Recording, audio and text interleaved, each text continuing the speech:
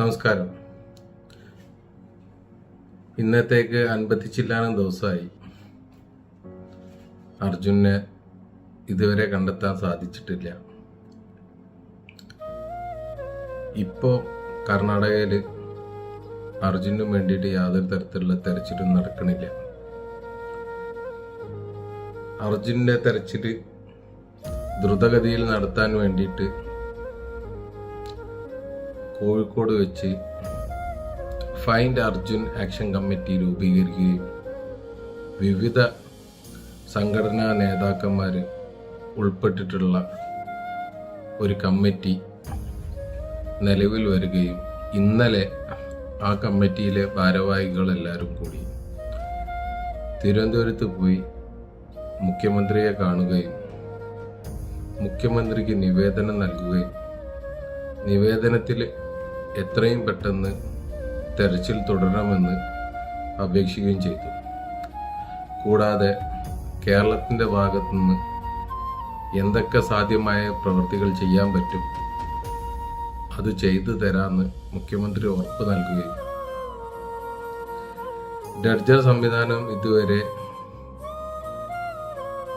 കർണാടകയിൽ എത്തിയിട്ടില്ല. കാലാവസ്ഥ മോശമാണെന്നുള്ള കാരണത്താൽ ഇപ്പോഴും അനിശ്ചിതത്വത്തിൽ തുടരുകയാണ്. ഡഡ്ജർ എത്തുന്നത് വൈകുന്നത് വളരെയധികം ആശങ്ക ജനിപ്പിക്കുന്നുണ്ട്.